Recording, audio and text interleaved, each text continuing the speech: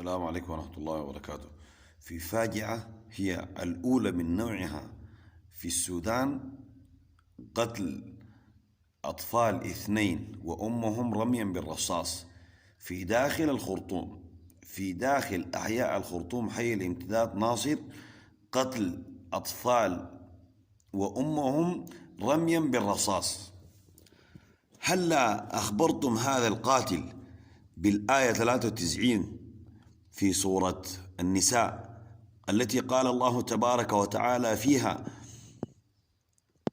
ومن يقتل مؤمنا متعمدا فجزاؤه جهنم خالدا فيها وغضب الله عليه ولعنه وأعد له عذابا عظيما. هلا سمع القاتل بهذه الآية؟ هلا سمع القاتل بقول رسول الله صلى الله عليه وسلم: ما زال المؤمن في فسحة من دينه ما لم يصب دما؟ قتل النفس عظيم عند الله سبحانه وتعالى، من الضروريات الخمس التي أمرنا الله عز وجل بحفظها النفس، لأن النفس خلقها الله سبحانه وتعالى وحده هو الذي يتصرف فيها سبحانه وتعالى. أين يذهب القاتل يوم القيامة بهؤلاء الأطفال الأبرياء وأمهم بوحشية لا مثيل لها؟ تجرد كامل من الإنسانية، تجرد تام من الآدمية. ونحن في بلد نرفع شعار لا إله إلا الله، شعار التوحيد، محمد رسول الله صلى الله عليه وسلم. نحن في بلد مسلمة، كيف يقتل هذا الرجل بالرصاص، رميا بالرصاص؟ ما ذنب هؤلاء الأطفال؟ ما ذنب هذه الأم إن كانت هنالك مشاكل شخصية بينك وبين أبوهم، أو مشاكل اجتماعية، أو مشاكل اقتصادية، أو أي نوع من أنواع المشاكل؟ ما ذنب هؤلاء الأبرياء ودخلهم في هذه المشاكل؟ وإن كانت هنالك مشكلة ينبغي على الإنسان صاحب المشكلة أن يتوجه إلى القانون حتى يأخذ حقه من القانون.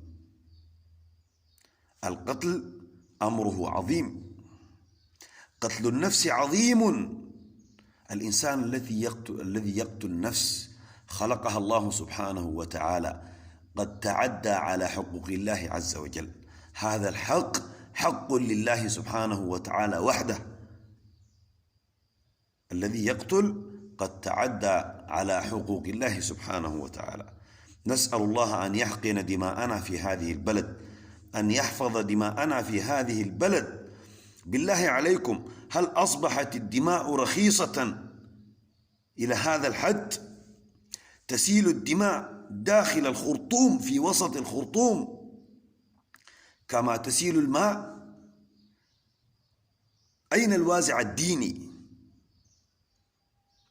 أين وازع الإسلام الذي يمنعك أيها القاتل أن ترفع السلاح أمام هؤلاء الأبرياء؟ لا نقول إلا ما يرضي ربنا، إنا لله وإنا إليه راجعون، ولا حول ولا قوة إلا بالله. نسأل الله أن يجعل الأطفال سلفا وخلفا لأبيهم، أن يغفر لهذه الأم، أن يرحمها، أن يربط على قلب زوجها وأسرتها. نسأل الله أن يلهم آلهم وذويهم الصبر والسلوان وحسن العزاء. إنا لله وإنا إليه راجعون. نسأل الله أن ينزل الأمن والأمان والسلام والسلامة والطمأنينة في بلادنا، هو ولي ذلك والقادر عليه. والسلام عليكم ورحمة الله وبركاته.